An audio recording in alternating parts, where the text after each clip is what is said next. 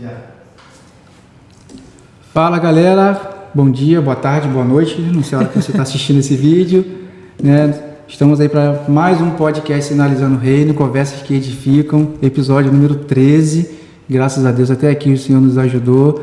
Hoje não poderia ser diferente, como todos são especiais, hoje também vai ser muito especial. Hoje a gente está recebendo aqui a nossa amiga Charlene Campos. Gente, que dificuldade para marcar um horário para a gente conseguir conversar, mas graças a Deus deu tudo certo, né? Tudo no tempo de Deus vai dar certo, né? Então a gente está muito feliz de te receber, muito alegre mesmo. E você que está entrando pela primeira vez no nosso podcast, no nosso canal, já chega dando um like aí pra gente, dá essa moral. Você pode sair um pouquinho dos comentários agora, vai lá, né, dá um like, curte, porque o YouTube coloca isso como relevante, né, um conteúdo relevante. A gente quer ser um conteúdo relevante, né, de produção de podcast. E aí depois você pode participar comentando aí com a gente, falando com a gente, interagindo com a gente. E eu tenho certeza que vão ser algumas horas bem interessantes. Algumas horas? Algumas horas de bate-papo. Charlene, muito obrigado. Se apresenta aí pra galera aí. Dá um oi pro pessoal. Então, eu que agradeço, né, esse convite tão especial.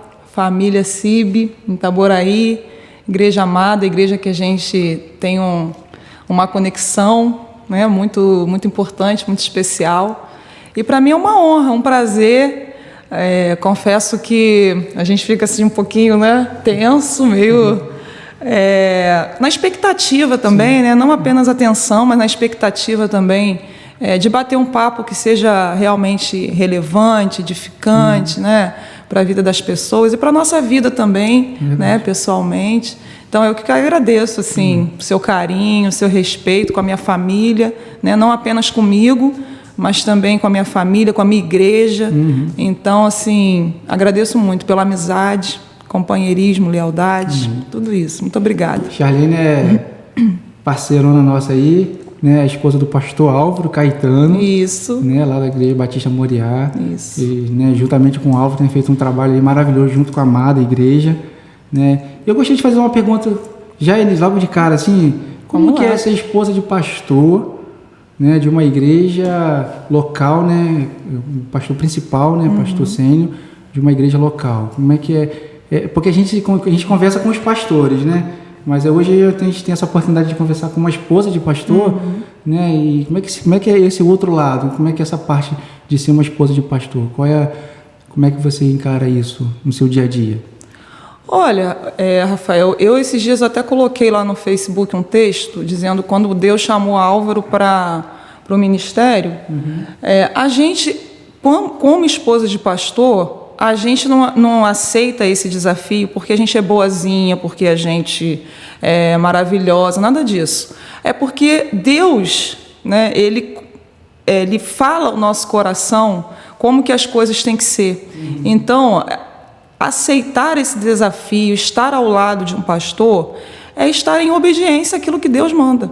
Né? E nós, como seres humanos, é muito ruim para a gente não ser obediente. Né? A gente já está em desvantagem. Né? Então, só nos cabe realmente aceitar esse desafio com obediência, com submissão, com humildade. Né? E ser esposa de pastor numa igreja local é uma bênção, é uma bênção, é uma maravilha, é algo assim importante, do fundo do meu coração que eu falo isso. Eu não tenho nenhum arrependimento, eu amo ser esposa de pastor, eu amo a minha igreja, então é uma bênção, Eu acho, não, tenho certeza que estou no lugar certo, né, fazendo o que Deus quer que eu faça. Então, isso dá uma sensação na gente de muita paz, né, de paz no coração, de estar fazendo aquilo que Deus nos chamou para fazer, né, no tempo dele, da forma dele, ouvindo aquelas pessoas que já estão caminhando na nossa frente. E é prazeroso, né? É prazeroso. A gente observa você é uma parceirona mesmo, né, de Álvaro, né? Isso é muito importante, muito legal, né? Quando Deus chama o pastor, né? Tem um chamado pastoral e aí chama junto a esposa e quando a esposa assume também essa não essa responsabilidade, mas esse chamado junto com seu esposo, né? E acho que torna um pouco mais fácil para ele, mais leve a caminhada. Sem dúvida, né? Uma sem companheira, dúvida. Né? Isso é muito legal. Porque há essa afinidade, né? Porque é igual aquela brincadeira da corda, né? Se houver um puxando para um lado, outro puxando para o outro, o ministério não flui. Né? Então a gente tem que puxar a corda para o mesmo lado. Verdade. E graças a Deus a gente tem vivido isso, puxando a corda, né, para o mesmo lado. E é como eu te falei, eu não tenho arrependimento, não tenho mágoa assim, igreja, meu filho, nada disso. Eu não tenho uma experiência ruim com a minha igreja para contar, não tenho, graças a Deus.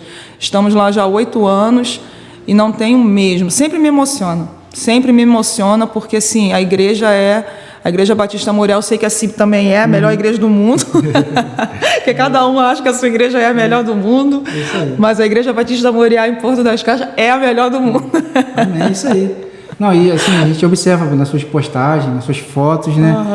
O amor, realmente, o carinho que você tem, demonstra lá pela Igreja Batista Moriá, imagina na igreja de uma forma geral, né? A gente vai falar um pouquinho sobre a igreja. Perfeito. Mas como é que começou essa questão da igreja? A gente vai falar um pouquinho da sua trajetória, né? Até a gente chegar ao momento atual. Mas como é que começou essa sua experiência com a igreja? Você nasceu de um lar cristão? Ou você depois teve sua experiência? Como é que foi esse início, sua infância e adolescência? Conta pra gente aí. Então, na minha infância, eu pertencia à Assembleia de Deus em Cerâmica, que é um bairro lá no Boa Sul, São Gonçalo, né? Meu pai é assembleano, minha mãe também é. Então, a minha trajetória na infância foi experienciada, né, vivenciada nessa igreja, Igreja Assembleia de Deus em Cerâmica, lá no Boa Sul, né? E era assim uma delícia fazer parte também dessa igreja. Era uma igreja de bairro também, uma igreja bem pequena. E eu me lembro assim da minha avó, né, minha avó materna, levando a gente para eventos das crianças, os cultos mesmo regulares na igreja. Não apenas minha avó, meus pais também. Mas a minha avó, ela ficava muito com a gente, porque minha mãe trabalhava, então ela ficava muito com a gente. E a minha avó, ela não perdia a oportunidade assim, de nos ensinar, de nos levar. Nós morávamos muito longe da igreja, não tinha ônibus para ir, nós íamos a pé. Então, essa foi a minha infância, né, na Assembleia de Deus. E foi lá que eu aprendi os primeiros passos, né, da vida cristã.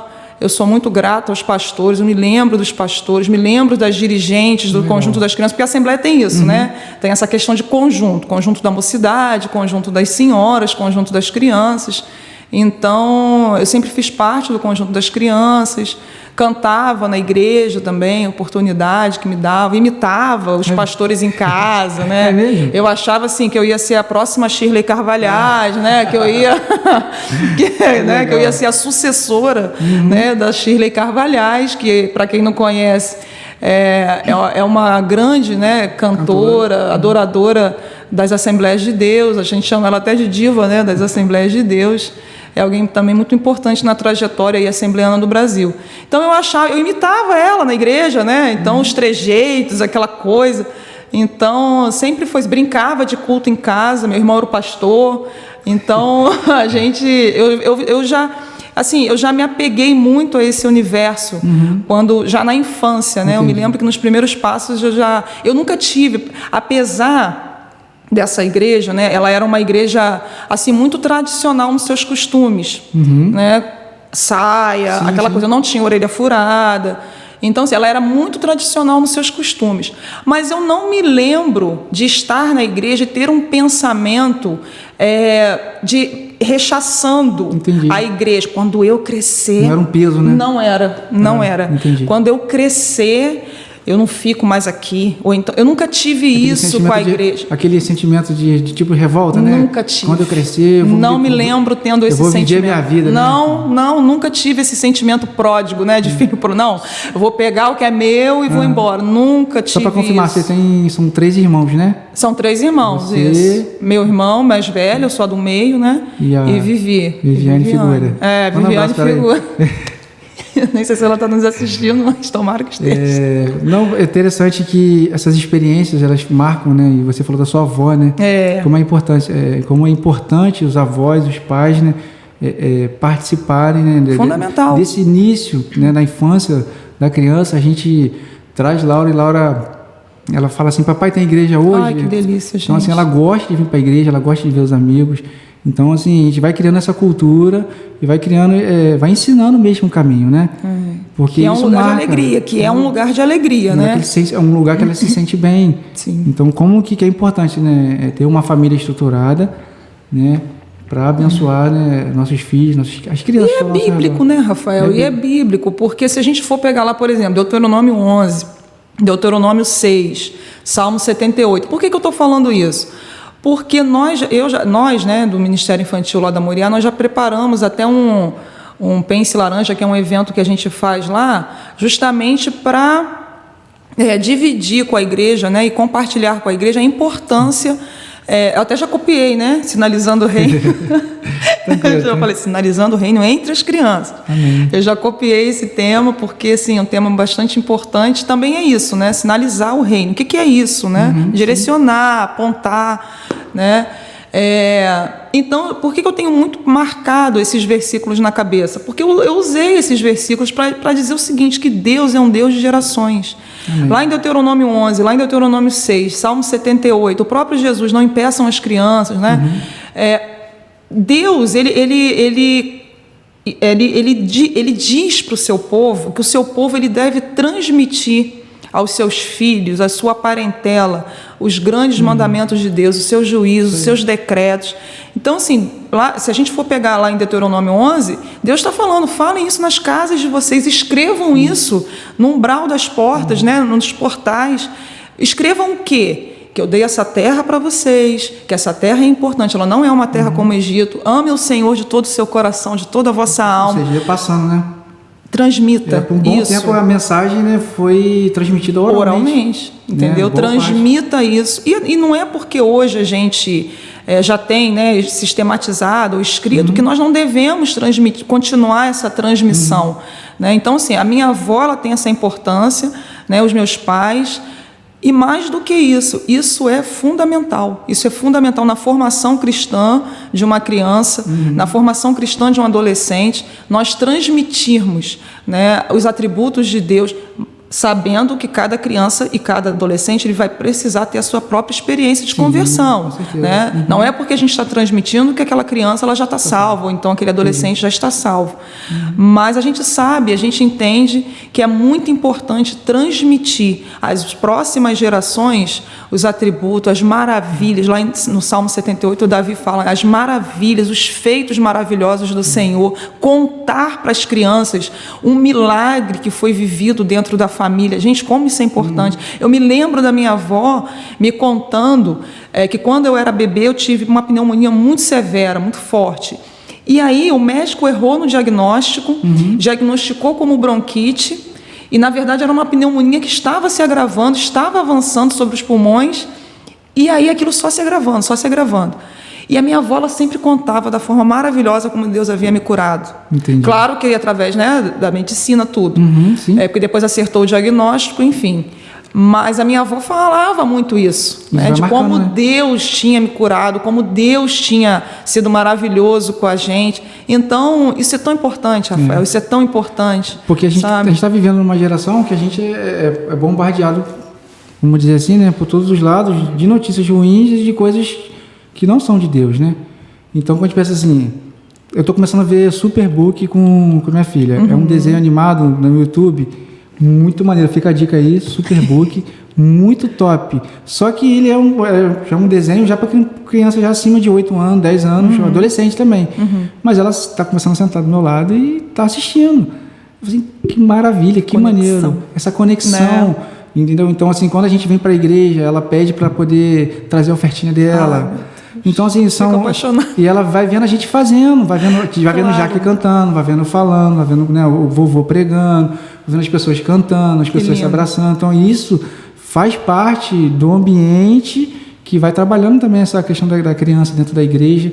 E aí a gente vai transmitindo os valores, né? É perfeito. Vai transmitindo os valores e aí as crianças vão evoluindo. Então, assim, e essas experiências nos marcam muito. Perfeito. Nos marcam muito mesmo. Então, você teve essa trajetória na Assembleia de Deus no início, que legal. Isso, na Assembleia. E aí, o que acontece? Por conta daqueles costumes, né, eu me lembro também, por que eu ressaltei essa questão de eu nunca tive nenhuma ideia segregacionista? Tipo, quando eu crescer, nunca mais eu vou voltar aqui. Porque eu também passei alguns constrangimentos enquanto criança. Entendi. Por conta daqueles costumes, né? Em que sentido? Eu estudava num colégio particular em São Gonçalo, Colégio São Gonçalo, que é um colégio bastante tradicional, né? Em São Gonçalo. E na minha época de criança, eu tenho 41 anos, né? Isso eu estou falando de quando eu tinha 7, 8 anos. Eu ia para a escola com uma saia abaixo do joelho, não cortava cabelo, eu não usava brinco. Então, hoje, Rafael, você já tem muitas crianças evangélicas nas escolas, a gente já tem isso, já é uma realidade isso, né? Mas na minha época de criança, a maioria das crianças eram católicas, né? E aí, elas me viam daquela forma, é um choque, né? Elas ficavam curiosas para saber. Umas até zombavam, né? Porque criança também tem isso. Hoje a gente chama de bullying, né? Mas as crianças na minha escola, né, elas perguntavam por que eu não tinha orelha. Eu falei, crente. Falava de uma forma assim, pejorativa daquilo, né? E eu passei esses constrangimentos, mas graças a Deus nem isso afetou ou me fez ter nenhuma ideia, sabe, de separação. Quando eu crescer, eu vou rebelde, né? Nada disso, nada disso. E quando que você teve realmente a sua experiência? Tem algum momento específico, assim, num culto, num congresso, ou num conjunto, cantando, quando você entendeu realmente a questão da fé, assim, poxa, realmente, eu venho aqui há muito tempo, mas agora eu sei quem é Jesus, que eu quero realmente seguir esse caminho, dessa questão da salvação. Como é que foi essa experiência sua? Você teve algum momento específico? Assim, na verdade, quando a gente já tem uma trajetória na infância, né, a gente não sabe precisar bem aquele momento da ruptura. Não é como quando você não recebeu a Cristo no coração, não recebeu a obra de Cristo no coração já adulto, na adolescência, que você sabe exatamente, assim, foi num culto que eu levantei a minha mão. Então, assim, com a gente muitas vezes não acontece assim. Essa experiência da conversão, ela vai se dando no momento em que você, a partir daquilo que você viveu durante a sua infância, e você deu prosseguimento. Entendi. Você não teve aquela ruptura. Tipo assim, você acreditou em algum momento da sua adolescência de que tudo que você foi ensinado na infância de fato era real. Faz sentido. Cristo começa a fazer sentido no seu coração, né, a partir da idade, talvez, da razão. Entendi. Né, que você vai lá para os 10 anos, 11 anos, que você olha para tudo aquilo e você fala, de fato é assim. Mas Cristo me ama, né? Eu preciso me arrepender, né? Nas orações, na constância dos cultos. Eu falo isso porque muitas das vezes a gente desvaloriza muito a experiência de quem já está dentro da igreja. Perfeito. Né? Perfeito. Por exemplo, eu tive meu momento de conversão, porque eu fui criado na igreja católica, aí tive um ensinamento muito bom de infância, eu fiz catequese, fiz tudo direitinho. Aí segui os ritos, né? Aí fiz a ruptura. Fui pro mundão, aquela história toda. Fui pro mundão. Eu também passei uma adolescência também meio. Aí a gente volta e aí, agora me converti. Na verdade, eu voltei ao caminho, né? E aí a questão da razão. O período da razão, peraí. O que eu fazia era errado e aqui, né, a palavra despertou meu coração e aí realmente teve uma experiência. Mas geralmente quem nasce em um lar cristão, a experiência é contínua. É contínua. Ela vai só aumentando. E vai só, na verdade, ela vai ficando mais intensa. Perfeito. Né? Não é isso? É isso. Vai numa crescente. Né? E chega um momento na tua vida, que seja na adolescência, ou seja na fase mais adulta, de que você começa a entender, né, a obra do Espírito Santo. Você começa a entender que tudo aquilo que você foi ensinado sobre Cristo, sobre a pessoa de Cristo, sobre Deus, faz um sentido enorme na vida. Né? Pegando o gancho aqui do desenho que eu estava vendo com Laura, aí eu fui botando no aleatório lá e tal, aí apareceu a história de João Batista.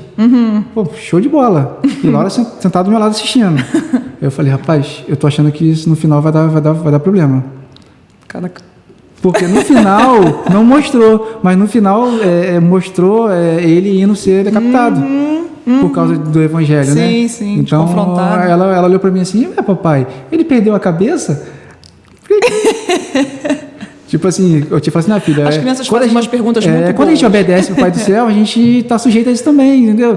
Então a questão não tem um entendimento ainda, mas quando ela for maior, esse desenho de repente lá na frente vai fazer sentido para ela, vai entender. Perfeito, aí a experiência contínua que a gente está falando, isso é legal. Perfeito. Mas você chegou a ser batizada lá na Assembleia de Deus? Não, eu fui batizada. Não. Aí o que aconteceu? Nós éramos dessa igreja, minha família toda, né? Minha mãe, meu pai, todo mundo. O bonde todo. O bonde todo, isso, meus irmãos, todo mundo. E aí, num determinado momento, a minha mãe, que ela tinha o cabelo lá na cintura, passou a tesoura.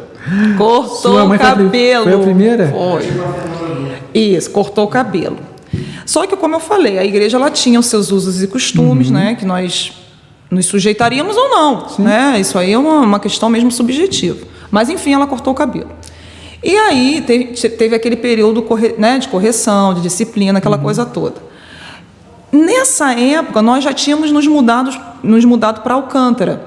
A gente morava no Boa Sul, já tínhamos mudado para Alcântara. Só uma pausa aí, mas tudo passa por Alcântara, né? Alcântara, a metrópole, né? Alcântara é Nova York, é o país, né? Viviane que é o país dela. Não sei como, né? Mas tudo bem. E a gente já tinha ido morar em Alcântara. E ficava distante, aí ficava mais distante ainda, porque aí tinha que pegar 2 ônibus, né? Descíamos no Rodo de São Gonçalo, do Rodo de São Gonçalo pegávamos o Portão do Rosa, Mauá, né? Viação Mauá, e íamos para a igreja. Então, quando aconteceu esse evento da minha mãe tomar essa decisão, né? Espontaneamente? Por ela mesma, aí ela meio que aproveitou, assim, sabe? Aí nós fomos para uma outra assembleia ainda. No Boa Sul, não sei porque minha mãe gostava tanto do Boa Sul, não sei, deve ser raiz, deve ser uma coisa assim, né? Fomos para a igreja, a Assembleia de Deus Central do Boa Sul, Pastor Vicente. Nós fomos para essa igreja, que já era uma igreja um pouco menos rígida, né? Vou dizer aqui, não estou criticando rigidez, nada disso. Os membros precisam estar felizes com seus usos e costumes, né? Verdade. Mas essa igreja, ela era uma igreja mais flexível nessa questão. Já deixava pintar uma unha de base, uma coisa assim, né? O cabelo já podia ser aparado, enfim. Então, nós fomos para lá. Minha prima também era dessa igreja, minha prima Mônica, nós éramos de lá, tal, não sei o quê. Só que começou a ficar meio a logística, né? Começou a ficar, assim, meio difícil, porque minha mãe tinha que pagar passagem da galera toda. Então, isso já ficou, né? E meu pai querendo que nós voltássemos para cerâmica, também não dava muito, né? Não facilitava muito. E aí começou a ficar muito complicado. Até que a gente foi diminuindo, né, a frequência dos cultos. Isso aí eu já estava entrando na fase da adolescência. Aí já com 12, 13 anos eu já furei a orelha. Entende? Primeira coisa, assim, hoje eu tenho 2 já vou pegar o gancho da minha mãe. Minha mãe já cortou o cabelo. Vou furar a orelha. Que meu sonho era furar a orelha. Mas também a questão da adolescência, a questão da escola também. A gente é mocinha, né? Já querendo, enfim. Mas sempre com aquela coisa no coração, né? Do respeito às coisas de Deus, nunca... Mas aí furei a orelha e aquilo já foi... Aí sim significou uma ruptura, talvez, com essa questão das tradições das Assembleias de Deus, né? Tradicionais. E aí eu furei a orelha. E nisso a minha mãe já frequentava bem menos, né? Os cultos. Estou falando toda essa volta para falar sobre o batismo, né? Sobre a época que eu fui batizado. E aí eu comecei, aí já comecei a ficar meio que desigrejada. Frequentava a igreja, Ministério Centro Evangelístico Internacional lá de Alcântara, morava em Alcântara. Aí comecei a procurar igrejas por ali, né? Frequentava a Nova Vida, minha irmã também gostava da Nova Vida. Comecei a ficar assim, pulando de galho em galho, mas nunca assumir um estilo de vida mundano. Entendi. Isso é muito importante a gente sinalizar. Eu nunca assumi um estilo de vida mundano, né? Tipo, agora eu vou... Não. Sempre procurando, com muitas dificuldades, né, Rafael? Com muitas dificuldades. Domingo, às vezes, ficava em casa, né? Uma adolescência, assim, meio esquisita, mas, assim, sempre com aquela questão, assim, não, preciso um dia me acertar. Entendi. Né? Me acertar com a comunhão, me acertar, enfim. E aí...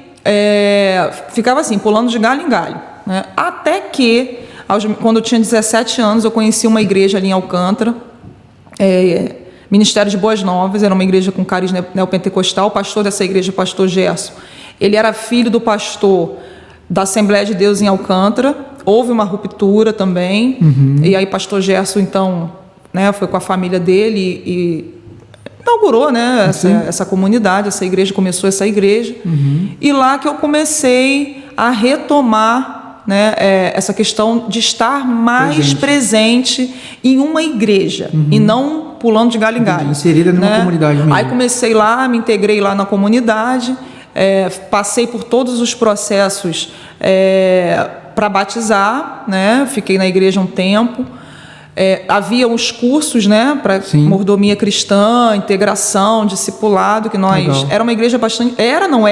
né, uma igreja bastante séria.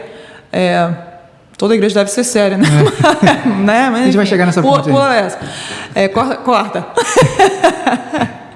Então, eu passei por todo esse processo, o pastor Gerson me acompanhando muito de perto, Júnior, sua esposa, também até hoje eu tenho contato com eles, com o Júnior, encontrei a Júnior agora no Facebook, fiquei super feliz, ela ficou super feliz em saber, né, que a gente está avançando aí com as questões da igreja, porque deve ser muito legal também uma pessoa, né, achar que aquela pessoa se perdeu e ver que não, né, ver que ela realmente está no caminho, né, legal. Que aquelas sementes todas, né, frutificaram em algum momento. Enfim, e aí me preparei para batizar quando foi com 18 anos. Eu me batizei nessa igreja em dezembro, no Ano Novo, no culto de Ano Novo. E aí depois do batismo, né, já lá para os meus 23, 24 anos, conheci a denominação batista e estou nela até hoje. Mas aí você foi para qual igreja batista? A Igreja Batista em Parque Indiano. Parque Indiano. E aí conheci a denominação batista e me apaixonei, né, pela organização, né, pela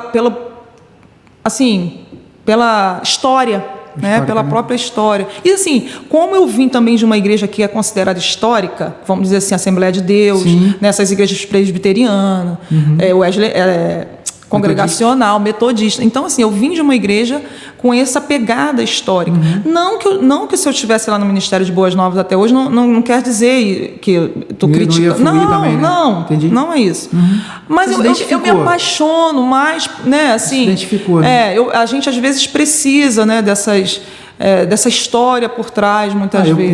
Eu também não me vejo em outro ministério, outra igreja, que não seja histórica. Uma batista, né? Eu só me vejo numa igreja histórica, realmente, porque eu tenho essa raiz histórica, entendeu? Porque Álvaro já estava, né? É isso que eu te fazer essa pergunta. Aí vocês saíram de Alcântara, como é que você veio para ir Parque Indiano? Eu não entendi. Não, na verdade eu estava lá eu já tinha namorado o Álvaro, né? Lá com meus... sei lá, quando eu era adolescente, lá nos 14 anos. E depois a gente se reencontrou, retomou esse namoro. Isso. Álvaro já estava na Igreja Batista em Parque Indiano. Entendi. Então, foi lá que a gente casou e tudo direitinho. Então, assim, ele já era de lá. E Álvaro se converteu na Batista, né? Ele se converteu na Segunda Igreja Batista em Rio Bonito, em Bela Vista, né? Então, assim, ele já tinha essa experiência batista, denominacional. Então, eu fiquei congregando lá na Igreja Batista em Parque Indiano, né? E só saímos de lá quando Deus nos chamou aqui para Batista Moriá. História legal, muito bom. E eu acho muito interessante quando você posta lá, quando vocês visitam, né, os seus pais. Eu acho muito bonita essa união, né, essa harmonia que existe entre vocês. Aí a gente vê realmente a igreja reunida, né? Que não tem essa questão de placa, né, questão de denominação. Ao respeito, né, pelas doutrinas, né, algumas mais rígidas, outras não, né, algumas mais tradicionais, outras não, mas você vê realmente a igreja, né, vocês ali como família. Não foi um processo assim tão natural, né, Rafael? Porque assim, meu pai, ele gosta de estabilidade. Meu pai, ele só saiu da Igreja Batista, ele só saiu da Assembleia de Deus em Cerâmica porque ele se mudou lá para Rio Bonito. Porque eu acho que se ele morasse um pouquinho mais perto, ele ainda continuava. Meu pai é esse, né? Ele gosta da estabilidade. E aí, quando houve todo esse processo, né, meu pai nunca levantou a voz, nunca brigou, nunca falou, você canta... Nunca. Nunca teve isso dentro da minha casa. Que bom. De verdade. Legal. Mas a gente sentia que aquilo incomodava ele. Pelo fato dele ser um homem que tem essa questão muito forte nele. Gente, eu nunca vi a perna do meu pai. Meu pai é um assembleano roxo. É aquele assembleano que usa calça social de chinelo. Joga bola de calça. Calça social de chinelo. Raizão mesmo. Raizão. É isso aí. Meu pai tem 71 anos. Né? Eu não vejo meu pai de bermuda. O pijama do meu pai é de calça, de malha. Calor de 40 graus está lá de calça. 50. Então, assim, é para você ver o tamanho, assim, do respeito que ele tem aos costumes. Então, para uma pessoa, né, que vê um filho, uma filha, muitas vezes furar a orelha, usar maquiagem, não é um processo simples, né? Para ele, aquilo em algum momento deve ter machucado ele, né? Mas com o tempo, né, com as conversas que eu, meu pai, né, a gente troca muita ideia. Meu pai é um homem muito apaixonado pela Bíblia, um homem leitor da Bíblia, gostava de fazer gincana na Bíblia. Quem foi o profeta que foi cerrado ao meio? Sempre tem essa, né? Quem foi o profeta que foi cerrado ao meio? Ele sempre perguntava coisas assim, com relação a esses joguinhos, né, que eu também eu faço com as minhas sobrinhas, né, porque isso é legal demais, fazer com Esther, isso é muito legal. E ele, então, eu estou te contando assim em linhas gerais, mas é claro que aquilo em algum momento, você está falando por conta da reunião, né? Que sempre é uma reunião tranquila, hoje. Não é? Hoje meu pai, né, até chegar a essa estabilidade aquela coisa, eu acredito que é uma obra mesmo do próprio Espírito Santo, né, de fazê-lo entender que existem outras denominações e que são denominações espirituais também, que não, né, que somos crentes em Cristo Jesus. Né, é difícil, toda novidade, né? Toda novidade, exatamente. Né, quando você faz uma ruptura e começa algo novo, realmente, para quem é tradicional, para quem é raizão... Meu pai é bem tradicional. Mas assim, eu falei no sentido de ver hoje, né? Né, vocês reunidos... É bem leve. É uma coisa bem leve, não é nada pesado, né? Não é nada pesado. Eu acho muito bonito. E aí a gente já pode entrar para o próximo assunto, que é em relação à igreja. Né? A gente fala da igreja que né, a gente tem passado por alguns momentos difíceis aí. Você já até me deixou uma deixa. Que existem igrejas sérias e igrejas, né, infelizmente, que não são tão sérias, né? E é um assunto muito delicado, né? Mas eu queria que você falasse, a gente conversasse um pouquinho sobre a igreja, de uma forma geral. Como é que você vê a igreja? O que você gosta da igreja? O que te deixa assim tão apaixonada, né, por ser igreja, por estar na igreja, né? A gente viveu um período muito complicado de pandemia, né? E a gente teve que ficar isolado. Sim. Né? Então, horrível. Muito horrível, né? Uma situação muito complicada, porque a gente gosta de estar presente, né? E agora a gente está retornando aos poucos. Muitas pessoas ainda não engrenaram né? nessa questão de ser igreja, né? De estar na igreja, da importância do estar presente, da comunhão. Mas fala um pouquinho da igreja de uma forma geral aí. O que você acha de igreja? O que é a igreja para você? Igreja é um caso de amor, né, gente? Assim, igreja é o corpo, cara, é o corpo, sabe? Assim, a metáfora mais especial que eu percebo bíblica é a igreja como um corpo. Eu sempre falo isso. Essa engrenagem, né? Essa coisa molecular, orgânica, onde as pessoas se apoiam, onde as pessoas que receberam a Cristo, a graça de Cristo, ela se conecta, né, de uma forma tão importante, tão especial para realizar algo grandioso, que é a vivência prática do Evangelho. Né? Então, igreja pegando aí uma frase até do pastor Exaltino Gomes Coelho Filho, que eu gosto muito de ler, já está na glória, mas que deixou um legado muito especial. Ele fala: igreja é um caso de amor. Legal. E para mim é isso. Eu sempre trato a igreja como um caso de amor, porque até o John Stott, escrevendo um livro sobre Efésios, ele fala que uma das nossas miopias espirituais é diminuir a importância do homem integrar-se a uma comunidade. A gente fala muito da salvação individual, que Cristo nos salvou, Sim. Cristo nos chamou, Cristo nos regenerou, Cristo nos justificou, Cristo isso, Cristo aquilo. Mas Cristo fez isso para quê? Primeiro, para libertar a gente do poder escravizador do pecado, ok, né? Nos aproximar e tal, aquela coisa. Mas também para nos integrar ao seu povo. Entendi. Ao seu povo. Essa ideia de povo, ela é uma ideia que atravessa toda a Bíblia, Rafael. Verdade. Não é? É verdade. Você pega o Antigo Testamento, a ideia de povo. De unidade, né? Se a igreja é o novo Israel, se ela não é o novo Israel, isso aí já é outra questão. Sim. Né? Se ela é algo diferente, ela é algo diferente. Mas essa ideia de gente conectada, né, através de algo comum, que é Cristo, né, e a sua obra, ela atravessa toda a Bíblia. É fantástico, então, a igreja é o corpo de Cristo. É o corpo de Cristo. Cristo não salvou ninguém individualmente para que nós vivêssemos um cristianismo privado. O cristianismo é coletivo, é uns aos outros. É o conjunto, né? Essa coisa de eu sou igreja em qualquer lugar. Não sei. Você é igreja com outras pessoas que são igreja. Você isoladamente não é igreja. Você é um cristão individual. Mas na minha visão, na minha percepção, né, essa coisa de a igreja sou eu, a igreja não é você, a igreja somos nós. Entende? É um sentido coletivo. Soa muito individualista, né? Porque essa coisa de a igreja sou eu, né? Essa ideia ela é um pouco perigosa, né? Porque ela faz com que ela está na base dos desigrejados. Entendi. Você está entendendo? Para que a igreja seja vista como algo, não preciso estar lá, eu preciso. Entendi. Se você não precisa, respeito, entende? Agora, eu preciso da igreja. E é uma fala assim que joga estou pensando aqui agora, faz sentido, uma certa responsabilidade. Eu sou a igreja. Caraca. Você tem noção do que você está falando? Eu sou o corpo de... Eu sou parte do corpo. Agora eu falo que eu sou parte do corpo, que eu preciso do outro para que seja igreja. Muda eu acho completamente. Que foi um pouco mais leve, né? Muda quando eu falo eu sou igreja, eu assumo a bronca para mim. Então, como é que você está sendo igreja? Que igreja que você está sinalizando?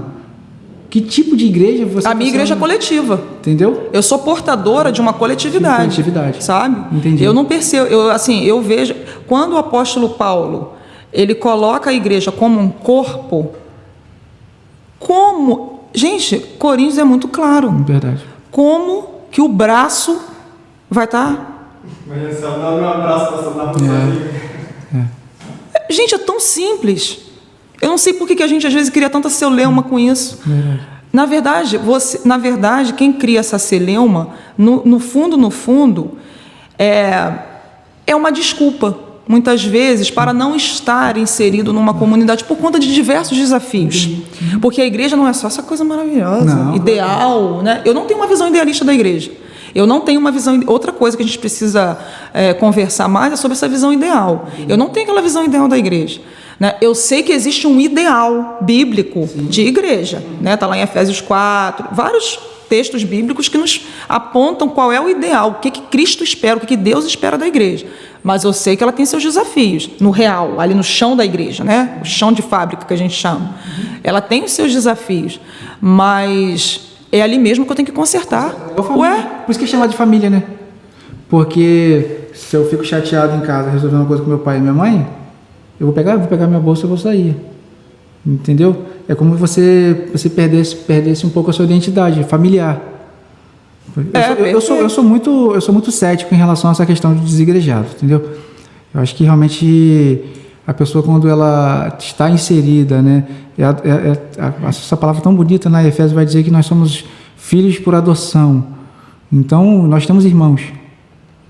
Eu não sou um filho único. Perfeito. Né? Então, se eu sou filho por adoção, eu tenho irmãos e tenho uma comunidade, uma família. Perfeito. E isso faz muito sentido. Então, quando eu vejo uma pessoa, eu aceitei Cristo, mas eu fico em casa, ou eu não gosto de igreja, acho que ele está bem desconectado. Como, gente? Desconecta. Aí você fala da questão da conexão, né? Não. E quando a gente olha lá a igreja, né? Vamos botar a ideal lá de Atos 2, quando começou tudo lá, né? Aí a gente vê a simplicidade, né? Mas a ênfase na unidade, no estar junto. Pureza, verdade, oração uns junto, outros, comunhão. Claro.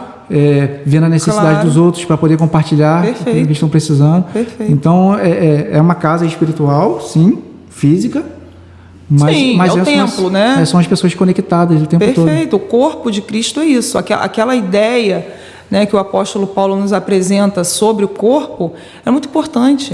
Não diga o olho que não precisa da boca, não diga a orelha que não precisa do braço, sabe? É isso, cara, é isso, sabe? A ideia também lá da comunidade de Filipenses, considerar o outro superior a si mesmo, sabe? Não fica dividindo a igreja. O ideal bíblico, né, deve ser perseguido. Sim. A gente nunca deve abandonar por conta das nossas fragilidades humanas, não consigo atender esse padrão Entendi. tão excelente. Vira uma muleta, na verdade. Mas a gente deve persegui-lo. A gente deve persegui-lo, né? Até que a gente consiga ir avançando, né? E crescendo. E é aquilo, né, Rafael? A igreja ela tem os seus estágios, né? A igreja ela tem as suas fases. Né? A gente está vivendo nesse presente século como igreja aqui, mas ainda seremos uma igreja glorificada, né? Ainda vamos viver outros estágios como igreja. Então, assim, enquanto estamos militando aqui pela questão do reino de Deus, nós devemos sim trabalhar em função de harmonizar a igreja, de unificá-la, né? Amá-la, servi-la, consolidar, né? Então, assim, isso tudo são palavras que são muito importantes. Há pouco tempo eu até escrevi também um outro texto lá no Facebook, que o nosso... Gente, o Facebook da Charlene, vocês podem entrar lá. Tá, gente? Tem muito texto bom lá, tá? Muito bom. Às vezes eu dou uns textões lá para quem gosta de textão. A gente sabe que a internet é muito, muito rápido, né? As pessoas não param muito, mas tudo bem. É uma forma também da gente extravasar nossas ideias, é bem legal. Eu gosto muito de Facebook, inclusive, né? Sou uma pessoa bastante ativa lá, eu gosto muito. Falando a respeito... Porque, assim, o nosso universo, né, cristão e evangélico tem muitos jargões, né? E aí, quando acontece alguma situação difícil na igreja, as pessoas falam assim, mas você está lá por causa de Jesus, você não está lá por conta das pessoas. Eu entendo esse jargão no sentido de, olha para Cristo, né, e não para as dificuldades que são provenientes de relações humanas, né? Mas, se a gente for pensar bem, a gente está lá por conta de Cristo, mas a gente está lá também por conta das pessoas, né? Eu estou lá por conta de Cristo, mas também em função das pessoas, né? São as pessoas que me corrigem, são as pessoas que me ajudam, me encorajam, sabe? Me exortam, me ensinam, me ajudam a aprender a lidar com muitas dificuldades, né? E da mesma forma elas comigo, né? Elas me amam. É uma troca, eu realmente. amo as pessoas. E é isso, cara. É isso, sabe? Troca... Eu preciso de Cristo, mas eu também preciso das pessoas. Eu não consigo olhar para a Bíblia e identificar na Bíblia nada que possa amparar essa ideia do eu sozinho, sabe? Do eu. E, na verdade, é como se essa pessoa que quer ser desigrejada só vivesse só no vertical. Só para Deus, só para Deus, só para Deus. E esquecesse a horizontal. Perfeito. Ver o outro. Perfeito. E é nas relações diárias, na prática, que a gente consegue colocar em prática o que a gente aprende na Bíblia. Pois é. Entendeu? Se eu não consigo viver dentro de uma comunidade que tem um regimento, vamos dizer assim, uma confissão de fé, né? Então, se eu não consigo viver ali, né, como igreja, dificilmente eu vou conseguir viver em outro lugar. Entendeu? Não, mas até vive. Sabe por quê que eu estou falando isso? Porque isso era uma coisa que às vezes me incomodava muito. Sim. Eu trabalhei em vários lugares, né? Fui comerciária, trabalhei com equipes grandes e eu percebia uma certa estabilidade nas equipes. Uma certa, assim, tranquilidade. As coisas fluíam, vamos dizer assim. E às vezes isso era uma ideia que me incomodava. Eu falei assim, meu Deus do céu, as pessoas aqui não são crentes, né? Dando certo. Mas, dá maior, sabe? As coisas fluem, né? As coisas estão aí tranquilo. Acontece um problema ou outro com alguma vendedora, por exemplo, ali mesmo ela se resolve, ali mesmo acabou aquilo, sabe? Voltam se falam. Então aquilo às vezes ficava assim na minha cabeça. Eu falei, meu Deus, por que às vezes na igreja, né? Não sei o que, lá. Mas a gente precisa entender a natureza espiritual da igreja. Entendi. Sabe? Isso foi uma coisa que o próprio Deus foi colocando no meu coração. Acalma o seu coração, porque é assim mesmo. Né? Existe dentro, né, da nossa comunidade de fé algo que milita contra ela. Faz sentido. Sabe? Total. Que é o espiritual. É Satanás. Vamos dar o nome, né? As coisas, porque hoje Satanás virou né? Parece que ele nem existe, mas ele existe. É real. Né? É ele que inflama, né, e que envia os seus dardos malignos para separar o povo de Cristo. Entendi. Você está entendendo? É claro que também tem gente que a sua própria personalidade separa o povo de Cristo. Estou falando que Satanás, às vezes, ele olha e fala assim, eu não tenho culpa disso não. não é comigo, não. Entendi, mas essa aí não é comigo. É responsabilidade humana mesmo. Mas, assim, para que a gente também não tenha essa ideia, né, de que lá fora as coisas parecem serem mais maravilhosas, vamos dizer assim, dentro da igreja muitas vezes, que deveria ser, mas, cara, a natureza da igreja é uma natureza espiritual. Isso que eu ia te perguntar. Sobrenatural, Eu ia né? te perguntar sobre isso, porque em algum determinado momento eu percebo também que a igreja ela se tornou muito institucional e não espiritual, entendeu? Ao longo do tempo, né? Então a igreja virou um local, uma instituição, um local de encontro, né? Onde a fé, né, cristã, né, a pregação, parece que ficou tipo, a questão espiritual ficou secundária, entendeu? E isso é muito perigoso, porque aí a gente cai nessas questões. A igreja ela perde a sua essência do que ela Sua é para natureza, ser, sua missão, sua né? missão. Isso é muito perigoso, que ela fica muito Mas instituição. nem isso é novo, né, Rafael? Não. Nem isso é novo, porque se a gente olha, por exemplo, para as igrejas primitivas, né, a gente tem uma ideia muito romântica daquelas igrejas, né? Quando que, na verdade, essas dificuldades, essas adversidades, esses desafios, elas já estavam presentes, né, na história da igreja. Nada disso é novo. Agora, não é porque é novo que nós vamos nos conformar. Falar, sempre foi assim, então tudo bem. Continuar assim. Né? Vamos continuar assim que está tudo ótimo, que Deus está cuidando de tudo. Não. A gente deve lutar, né, para que a igreja recupere, se ela perdeu, a sua essência, a sua natureza, a sua missão. Né? A gente deve ser um militante, né, na causa do Evangelho. Então, se a gente tem essa percepção, se a gente percebe, a gente precisa falar disso. A gente precisa ler sobre isso. Entendi. A gente precisa ensinar sobre isso. A gente precisa aprender sobre isso. Detectar um erro e não se conformar aí. com ele. É isso aí. Entendi. Mas não também tendo isso como... Ai, que novidade, no século XXI a igreja é assim. Gente, olha a igreja de Corinto. Entendi. Já. Lá em Filipenses, por melhor que fosse aquela comunidade, aconteceu um problema na MCM lá. Você lembra? Eu acho que é Vó de Sinti, sei lá, que brigaram lá Sim. Então, já existia as contendas, as confusões. O próprio apóstolo Paulo, ele chegava, ele mandava carta para... O que os coríntios falavam dele? Na nossa frente parece até gente forte, mas vira para trazer um fraco. Ou seja, a igreja ela sempre teve que lidar, né, com essas questões humanas, né, mas não por isso que ela deixa de ser vitoriosa. Deixa de ser igreja, né? Para mim, ela ainda é mais vitoriosa, porque lidou e lida, está em pleno século XXI lidando e continua lidando, mas continua em frente. Apesar de... Esse negócio só pode ser de Deus. É verdade. Só pode ser de Deus. Porque entendeu? Você vê que a igreja ela está de pé, né? Porque ela atravessando os séculos. Meu Deus, perseguições, fogo cruzado. Gente, que isso? A igreja é algo, né, que continua, porque ela nasceu na eternidade, né? Deus a quis, né? Deus a escolheu, a planejou. Então, esse projeto, apesar de mim e de você, com as nossas fragilidades, com as nossas... Ele vai continuar, filhão. Ele vai continuar. Pensar dessa forma, né? A questão espiritual. Ele vai continuar. Ninguém precisa querer ajudar Deus a reformar. Não precisa. Não precisa. Deus mesmo vai tomar suas deliberações, Ele mesmo vai trabalhar. Você falou uma situação interessante, a gente ter essa percepção dos movimentos. Né, históricos, a historicidade, né? A historicidade é muito importante para que é igual a gente fala, chega agora no século XX e fala assim, meu Deus, esse mundo tá horrível. Esse mundo tá horrível. Que mundo? Porque o mundo sempre foi horrível. Entendi. Eu tenho esse pensamento também. O assassinato que aconteceu de um irmão com outro. Quando as pessoas falam, Caim matou Abel. Quando as pessoas falam assim, porque tá muito pecado. As pessoas assim, peraí, Deus mandou o dilúvio por causa de quê?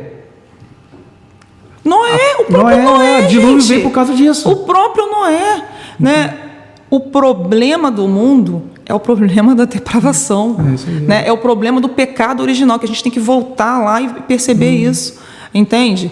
Então nós estamos aqui trabalhando para promover o bem, né? Não é porque começou, eu volto a falar, a gente não é um conformado, já que o pecado entrou, né? Então se não tem mais jeito, não. Nós estamos aqui até porque Jesus também foi uma pessoa, né, que veio trabalhar também em função, né, de estabelecer uma paz, né, os valores, exatamente. Então não é por isso que nós não vamos trabalhar, mas dizer que aí as coisas que muitas vezes acontecem nos dias de hoje na igreja me assustam, me pega de surpresa. Entendi. Gente, não pega não, gente. Entendi. Não pega não. Outra coisa que eu tenho comigo, né? Aí você fala assim, Charlene, e quando há um desvio, por exemplo, doutrinário, uma heresia sendo implementada dentro da igreja, aí é nossa obrigação a gente não continuar, né? Porque é a nossa obrigação de lealdade a Cristo. Entendi. Né? Agora, que um irmão, isso que outro... Gente, de Isso verdade, é natural. de verdade. As pessoas sempre falam, onde existir seres humanos, existirá problemas. Existirá conflitos de ideias, né? Mas aí... Mas ela deve trabalhar por sua pureza. Isso Né? aí. A igreja ela deve trabalhar por sua santidade. Mas o que eu ia falar, independente dos pensamentos de cada um, a palavra vai ser sempre a palavra final. E ela vai ter que consertar a igreja. Ela vai ser o norte. Ela vai ser o norte e os crentes que estão inseridos nela precisam se submeter a É ela. muito doido isso, né? Mas é muito bonito, né? Porque é muito... Também acho. Esse negócio de ser igreja é muito maneiro. Por quê? É muito, cara, Você muito. pega várias personalidades, pessoas pobres, ricas, preta, branca, azul. Raízes socioculturais diferentes, educação coloca diferente. tudo no mesmo lugar. Isso. Entendeu? Isso. Fala assim, gente, a partir de agora nós somos um corpo. Tem que fazer funcionar. E só que é o seguinte, esse corpo, ele tem uma cabeça. Isso. E esse cabeça é Cristo. Então a palavra dele é o nosso norte, nós devemos obedecê-la e viver da melhor forma. Agora é o seguinte, viva em paz com todos. Isso.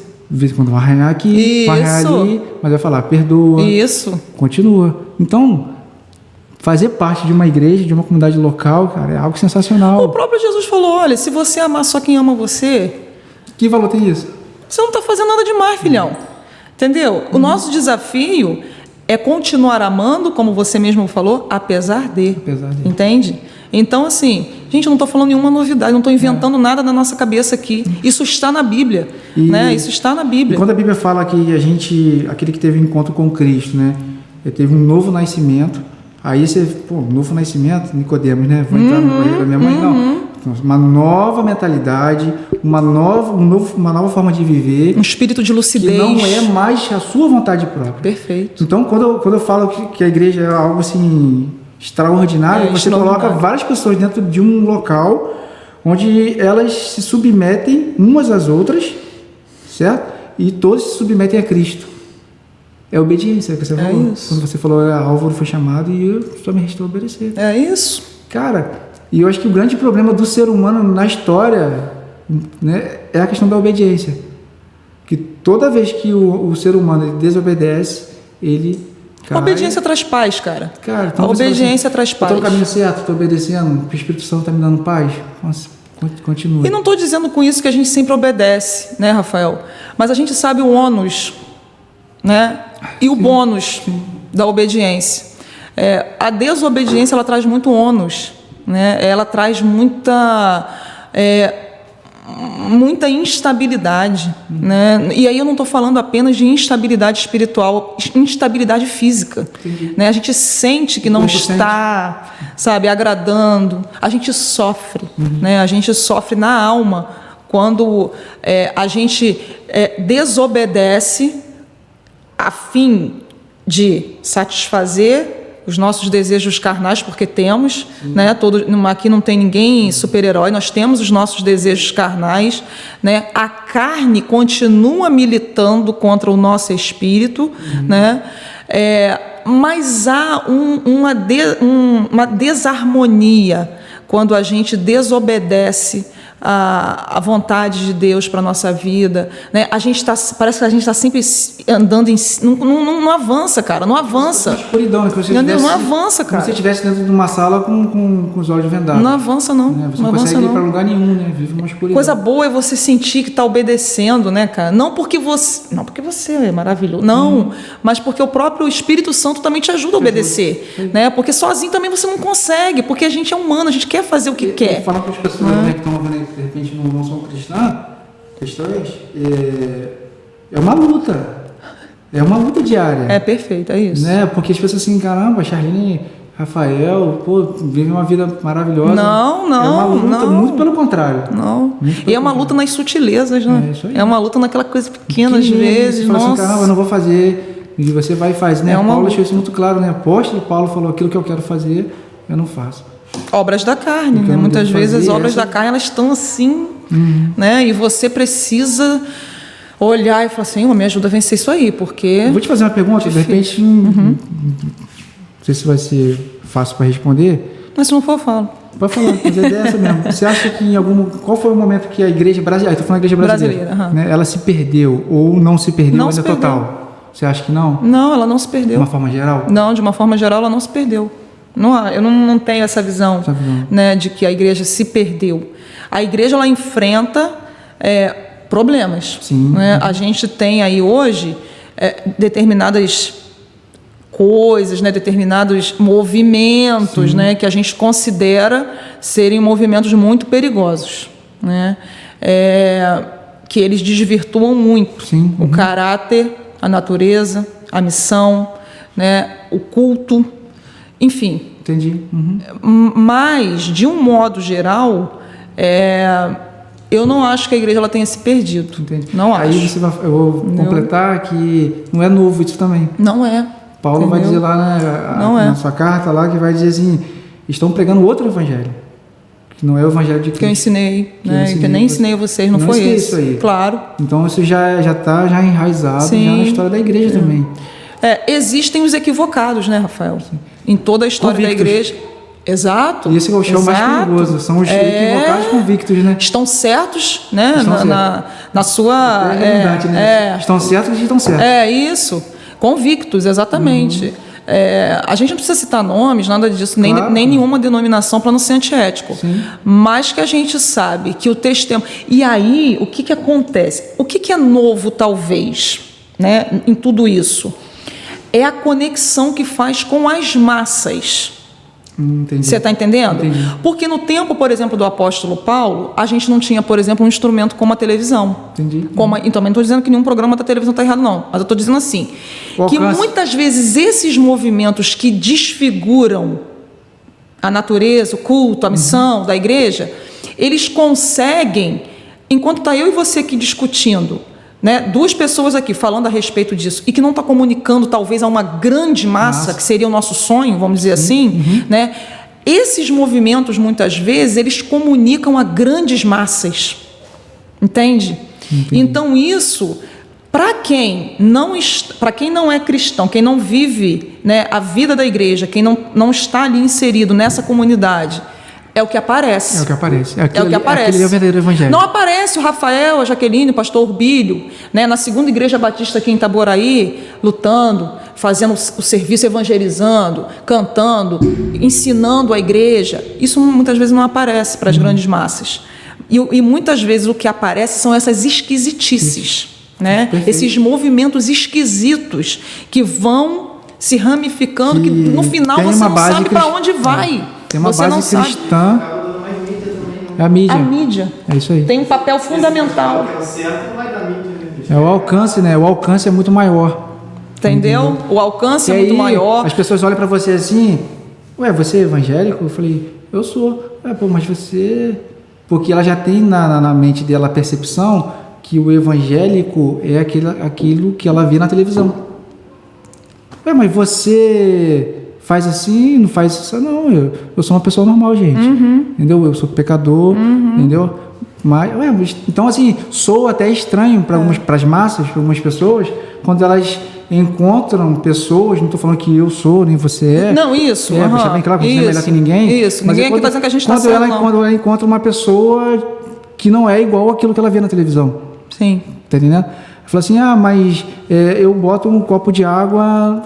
Peraí, mas para que você coloca? Ela vai perguntar para mim, você é cristão e você não coloca? Eu, não. Mas por que você não coloca? Aí você tem a oportunidade de explicar o outro lado. Né? E aí, eu entendi o que você quer dizer, realmente.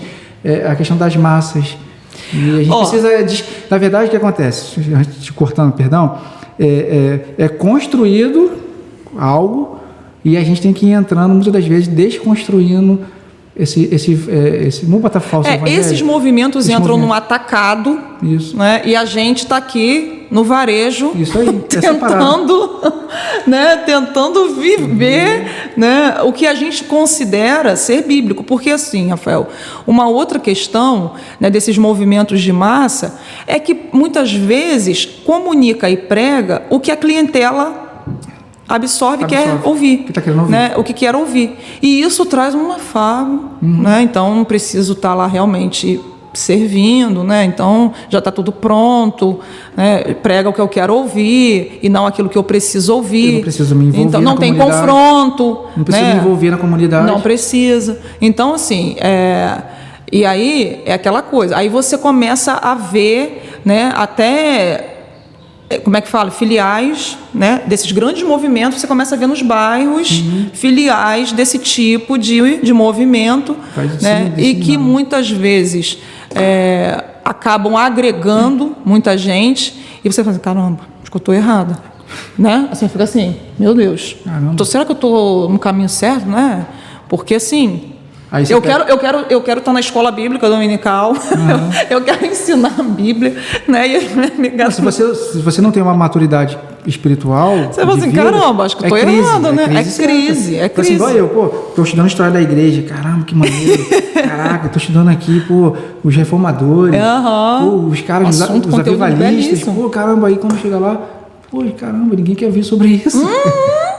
Ninguém se interessa para saber quem foi que falou isso na história. O pessoal não sabe nem quem é Martin Luther King. Pra quê, não? Tá entendendo? Então, assim... Anti-intelectualismo. Então, a gente na verdade, a gente vai remando contra a maré dentro de um mesmo... que seria o mesmo movimento. Ou seja, a gente... Sim! Deveria ser um movimento só. Vamos dizer assim, cristão. A igreja evangélica do Brasil. Sim. Não é uma unidade teológica, vamos botar assim, né? Porque tem essas questões aí que a gente acabou de falar.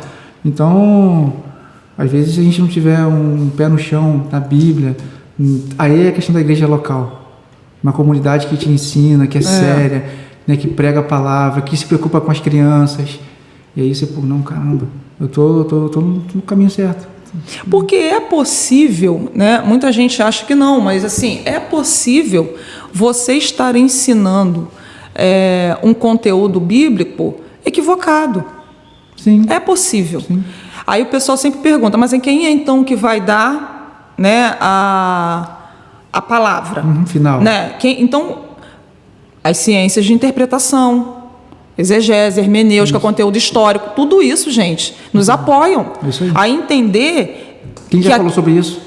Quem já falou sobre isso? Porque entendeu? Quando eu pego... Porque a Bíblia mesmo ela vai se interpretar, né? Isso aí é fato. Porque, assim, é claro, eu não conheço a Bíblia de... meu Deus, sei a Bíblia de Gênesis, Apocalipse, todinha. Não. Mas eu percebo que existe na Bíblia uma lógica, né? Então, assim, se você está disposto a se entregar àquele texto, né? Certamente... de Gênesis e Apocalipse, aquilo vai ter uma lógica. Entendi. Né? Uma lógica interna, uma coerência, uma coesão. Né? Então, assim, quem vai dar a palavra final é a própria Bíblia. Mas eu preciso estudá-la. E submeter a né? ela. Eu preciso olhar para ela, preciso, claro, o Espírito Santo para me iluminar, né? Porque ele não tem nenhum conhecimento novo. Né? Está ali. O que eu preciso está ali, eu tenho certeza disso. Né? A gente não precisa de apêndice nenhum, a Bíblia já está ali, Deus já, né? A Bíblia já está ali. Quem fala é o Douglas Gonçalves, do Dizeres com a Pele, ele fala assim, quando a pessoa chega para você assim, tem uma novidade que eu descobri na Bíblia, você desconfia. Porque com certeza alguém já estudou aquilo ali, já falou sobre aquilo ali. Né? Então, por exemplo, quando eu estou em dúvida de algum assunto, aí você vai tentar ver os originais, vai ver quem já falou na história sobre aquilo ali, aí você pega texto... Tudo serve de apoio. É apoio, é isso aí, para você... Então, é isso que vai dar a palavra final. E aí o Espírito Santo vai te dar pode sim te dar uma iluminação para aquele texto ali, para uma aplicação...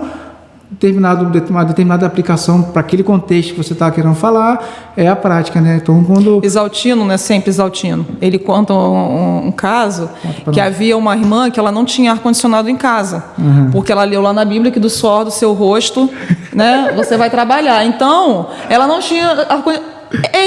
Parece brincadeira, né? Mas assim, existe, gente. Existe, entendeu? Então, assim, a gente não está aqui dizendo que nós somos exegetas, que somos, né, pessoas super... Não, mas a gente está dizendo que existe, sim, conteúdo bíblico sendo transmitido de forma equivocada. De forma equivocada. Gente, não é porque a pessoa está com a Bíblia aberta, de verdade, sabe? Que ela está transmitindo todo o conhecimento e sabedoria de Deus. Não é, gente. É preciso ser um bereano. Isso aí. Né? É preciso você consultar. É preciso você entender. É preciso você buscar esclarecimento com o próprio Deus, como você falou dos autores que já escreveram sobre aquilo. Né? É preciso ser sério, né? nessa avaliação. Existem púlpitos que muitas vezes, e aí eu falo isso com temor, eu não estou falando isso com alegria, não. Isso é triste, né? Que eles são de serviço. Eles são um desserviço. A mensagem, né? A pureza, né? Do próprio evangelho. Eles são um desserviço. Se eles não estiverem ali falando nada, não faz diferença. De verdade, gente. Desculpa, assim, a minha franqueza. Tem uma frase do Calvino que eu gosto bastante. Você vou lembrar. Mas ele fala assim, para os pastores, é forte, tá? Se você for subir para pregar sem que aquela palavra tenha falado para você primeiro, que você tropece no púlpito e quebra o pescoço. Eita! Tá entendendo? Se você for falar algo que você não tenha sido ensinado antes, que você tropece no púlpito antes de subir no púlpito e quebra o pescoço. Então, assim, não é brincadeira. Não é. Não é brincadeira. É a igreja do Senhor. Aí a gente vai voltar aqui. Púlpitos biblicamente relevantes. É uma outra mensagem do próprio Exaltino, que eu cito muito ele, porque eu gosto muito de lê-lo. Púlpitos que sejam biblicamente relevantes, sabe? Isso a gente precisa estar sempre dizendo, sabe, Rafael? Sempre dizendo às pessoas, sempre dizendo para os nossos crentes também, né? Para a gente mesmo. Né? Então, assim, a gente precisa de púlpitos cada vez mais biblicamente relevantes. Não o que eu acho, não o que eu penso, não o que eu... Sabe? Mas é o que a palavra de Deus diz, o que eu posso usar de apoio a essa palavra. Né? A palavra de Deus, ela não é para ser usada como um pretexto. Né? Eu tenho uma ideia, aí eu vou lá no texto. Pode acontecer, às vezes, você tem uma ideia legal de um assunto que está sendo discutido na sociedade, por exemplo, poxa, eu vou procurar um assunto bíblico que se... Ok. Sim. Né? Mas ela não pode ser aquele pretexto para eu falar o que eu quero. E vou achar um texto para encaixar com aquilo que eu penso. Não. Acontece e pode acontecer, e tudo bem se acontecer. Né? De repente, você observa que um determinado assunto está muito em alta, então você acho que eu quero falar sobre isso. O que a Bíblia diz sobre isso? Né? Isso é legal, isso é legal também. Mas muitas vezes a gente fala tudo que a gente quer falar. E depois a gente encaixa um texto para poder, como se diz, carimbar aquilo ali. Aí a gente bota um versículo. Entendeu? A questão do versículo para dar um verniz de espiritualidade. Né? A gente tem que ter cuidado porque a Bíblia é um todo, né? É um todo. Então, a gente quando pega um texto, geralmente eu não gosto de pregar um versículo. Eu tenho aprendido isso, aprendi no seminário, você pegar todo o contexto, o histórico, procurar saber, né? E você trabalhar aquilo ali, porque ela não é fragmentos, entendeu? Ela, na verdade, ela é uma sequência, ela é uma lógica de interpretação, tem que saber qual é a narrativa, se é narrativo, você entendeu? Ainda tem a questão do tipo de texto, né? Claro, então. A Bíblia... Então, vamos continuar aqui, a gente fala de igreja, é bom, né? Muito bom, gente, aquece o coração. Ai, gente, sejam da igreja, gente, vão para a igreja, recebam a Cristo, quem não é crente, vá para a igreja. A sua formação na área social. Fala aí, você é formada em... Serviço Social. Pela? Universidade Federal Fluminense, me formei em 2014 e desde 2014 eu trabalho na política de assistência, né? E aí eu já queria fazer um esclarecimento, né? Porque serviço social é o curso de graduação. A gente sempre fala isso, gente, isso é coisa de assistência social, tá? A gente não leva a mão, não. Serviço social é o curso de graduação. Assistente social é o profissional de nível superior que trabalha com o serviço social. Entendi. E a assistência social é uma política pública, como o SUS. Eu sempre falo do SUS, porque o SUS é algo que as pessoas têm mais conexão, mais identificação, né?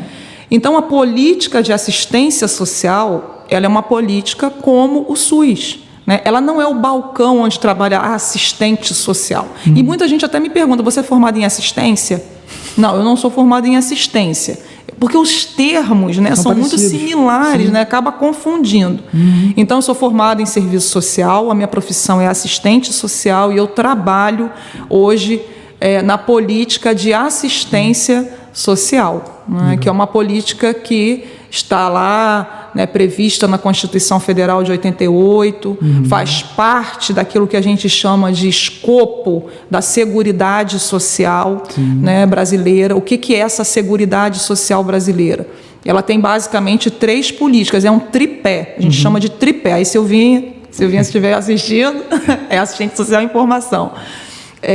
Esse tripé, Rafael, ele é composto por 3 políticas, que é saúde, né, que é o SUS, a assistência e a previdência social. Né? Essas 3 políticas deveriam operar numa conexão, mas até o seu próprio financiamento é diferente, enfim. Mas isso é o que a gente chama de Seguridade Social brasileira. Né? Então, eu trabalho numa dessas políticas que faz parte da Seguridade Social brasileira, desse tripé. Entendi que seria um direito de cada cidadão. É um direito, né? Está lá previsto na Constituição, é obrigação do Estado, é direito do cidadão. Né? Isso é muito importante, porque não é se o Estado quiser fazer, ele faz, se ele não quiser, ele não faz. Não é assim. O Estado precisa, né, trabalhar para a garantia desses direitos. Né? Aí a gente vai partir para outras questões. Entendi. Se trabalha, se não trabalha, aí já vem outras... Na verdade, é a questão teórica, né? É uma questão teórica, né? Está previsto. Está previsto, né? E essa previsão não é qualquer coisa. Né? Por que eu sempre falo isso? Porque é isso que eu estou falando, não depende da minha vontade política. Eu tenho que fazer. Entendi. Sabe? É a minha obrigação fazer. Se eu vou fazer bem, se eu vou fazer mal, se eu vou ampliar direitos, se eu vou reduzir direitos, isso aí é outras discussões. Mas está lá e precisa fazer parte, né, da composição do orçamento público, por exemplo. Precisa ter grana destinada especificamente para essas políticas, né, porque elas são políticas que visam conter, né, a ampliação da desigualdade, enfim. Entendi. Né, então... E aí, fazendo esse link agora, a gente tinha conversado, né, pelo WhatsApp sobre isso, eu achei muito interessante fazer esse link, a gente falou de igreja, isso. E eu queria fazer um link de igreja com a questão da área social, né? A gente falou um pouquinho sobre a igreja, sobre a questão da essência da igreja, né? Sim. E muitas das vezes isso se confunde, né, com a questão ao falar assistência, tá? Okay. Você pode me corrigir, fica à vontade. Dessa assistência social, né? Até onde vai a responsabilidade de uma igreja? Assistência social, sim, porque a assistência social lá na lei, né, ela diz que ela é uma responsabilidade do Estado, da família e da comunidade. Né? Então, não tem nada demais a gente dizer que a igreja presta um serviço socioassistencial. Não tem nada demais, porque muita gente implica com isso. Não, a igreja não é assistência. A igreja é assistencialismo, é caridade. Sim. Não, essa é uma função, vamos dizer assim, também da comunidade. E a igreja está inserida na sua comunidade, logo ela é a comunidade. Entendi. Né? Então, assim, não tem nada demais a gente dizer que a igreja também presta assistência social. Né? Agora, é aquilo que a gente já conversou nos bastidores. Né? Sim. A igreja ela não é ONG. Isso aí. Ela não vamos dizer assim, ela não tem essa... não sei se responsabilidade não é bem a palavra, mas o ideal é que a gente entenda que a igreja, essa missão social da igreja, vamos dizer assim, ela se acopla à sua missão primordial. Entendi. Que é a pregação do evangelho, é a edificação dos santos, né? Isso é a missão principal da igreja. Entendi. Agora, secundariamente, vem outras missões, né, que são... E aí esqueci, gente, tanta coisa na cabeça, né? É o Lourenço.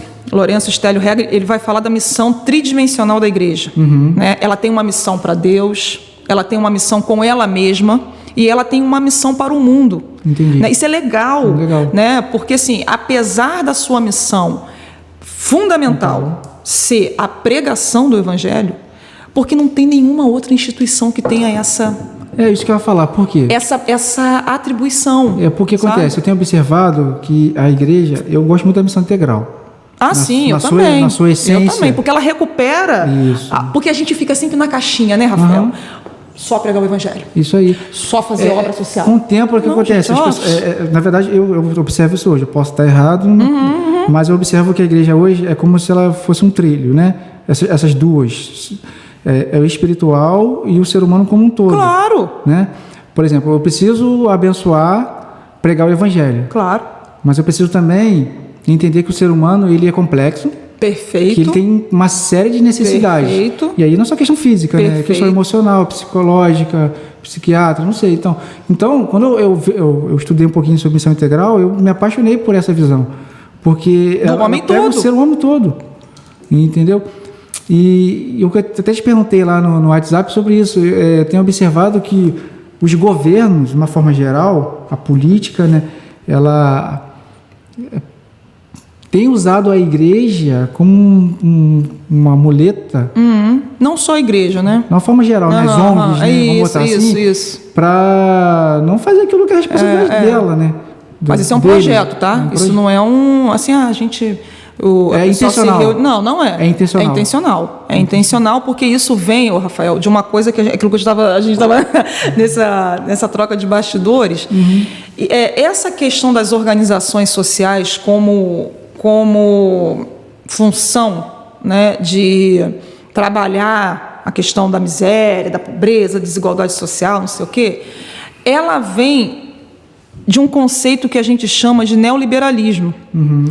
Que tem o neoliberalismo ele não é uma teoria, não é uma teoria. Ele bebe na fonte do liberalismo clássico, que sim é uma teoria econômica, certo? Que diminui a responsabilidade social do Estado, porque diz que o Estado gasta muito com política social. Mas, na verdade, o Estado não gasta muito com política social, não. Tá? Porque se a gente for pegar orçamento público, a gente vai ver que ali naquela peça orçamentária, que é um papel, gente, é um papel. Você pode consultar o orçamento público, por exemplo. Aquilo ali é um papel. E aquilo ali é fonte de disputa política. Entendi. Sabe? Então, assim... O neoliberalismo ele prega isso, que depois, né, das crises europeias, da década de 60, da década de 70, do esgotamento de um padrão de proteção social, que era um padrão de bem-estar, né, política pública ampla para todo mundo não digo, estou exagerando, mas assim, política de pleno emprego, né, a gente teve isso na Europa, a gente teve essas experiências nos Estados Unidos. Então, assim, depois do esgotamento desse padrão, crise do petróleo internacional, vários efeitos, sabe, históricos, vamos dizer assim, começou-se essa questão de que o Estado gasta muito, o Estado está inchado, o Estado não sei o quê, que papapá. E aí, então, reduz o papel social do Estado, o seu papel de provedor, né, daquilo que a gente chama de questão social, que é fruto, né, histórico de uma desigualdade que é produzida pelo próprio sistema capitalista. Né? A gente parece que não se fala, mas não tem mais socialismo, não tem capitalismo. Tem sim, o capitalismo ele continua produzindo as suas misérias e ele é um sistema histórico. Ele é um sistema histórico, só outra podcast desse para a gente destrinchar todos esses efeitos. Né? Porque o capitalismo ele não é só um modo de produção, ele é uma relação social. Ele é um tipo de relação social que, para exemplificar muito bem, né, vamos pegar aqui, qual é o coração do capitalismo? É o lucro, é a mercadoria. Isso já dizia lá Papi Marx, que os crentes, muitos deles, né, rechaçam. Papi Marx, eu gosto. Marx vai dizer que Marx não foi o teórico do socialismo, Marx foi o teórico do capitalismo. Foi ele que destrinchou toda a medula e a engrenagem de um sistema que a gente chama de uma classe que a gente chama de burguesa. Lá nas revoluções, enfim, vamos lá longe, mas em linhas gerais. Qual é o coração do capitalismo? É o lucro. Tudo que atrapalha o lucro né, é tido como algo problemático. Precisa ser retirado. Mas olha a contradição do capitalismo. Ele quer o lucro, certo? Então ele vai explorar o trabalho humano para obter cada vez mais lucro, certo? Sim. E aí o pastor Alexandre Gouveia, me lembro no tempo que eu vim aqui, ele falava muito sobre a questão da competitividade, que ele gosta muito da competição, porque isso acaba barateando o preço para o consumidor final, não sei o quê. Eu já não gosto da competição, porque eu acho que isso explora ainda mais o trabalho humano. Por quê? Porque perceba, você tem uma padaria, eu tenho uma padaria. Nós dois estamos em busca de quê? Do lucro. Sim. Do lucro. Só que, cara, eu tenho uma padaria, você tem uma padaria, não sei quem vai abrir uma padaria, ele vai abrir uma padaria, não sei o quê, papapá. Daqui a pouco aquele lucro vai estabilizar. Aquela margem de lucratividade, ela vai estabilizar, porque tem muita gente explorando o mesmo nicho de mercado que você, certo? Isso vai trazer transtorno para o lucro. Aí o que o cara vai fazer? Vai mandar embora. Vai explorar você, que trabalhava 8 horas, vai começar a trabalhar 12. Você vai fazer o meu trabalho, o seu. O que a gente chama de trabalhador polivalente. Entendi. Você está entendendo? Para que não afete o coração, que é o lucro, sabe? Mas quem é que consome a mercadoria, que é o coração também do capital? A gente, no salário. Mas se eu mando esse montão de gente embora, quem que vai consumir mercadoria? Essa é a lei geral do capital que Marx fala, a contradição dele. Entendi. Sabe? Então, assim, tudo que afeta essa questão da lucratividade é tida como problemática. Então, esses receituários neoliberais, essa coisa toda, ela vem assim, diminui... O que a gente pode diminuir? Enxuga, né? Porque aí sobra mais dinheiro para renúncia fiscal, para subsídios fiscais. Entendi. Né? É política. Então, essa questão... E outra, o neoliberalismo ele é hipócrita, porque ele diz que não precisa do Estado. Mentira. Não sobrevive uma semana sem o Estado. Não sobrevive.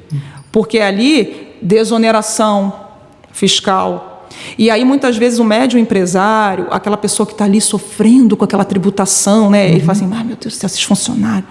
Mas, na verdade, você sofre com a tributação não é por conta do de baixo, é por conta do de cima.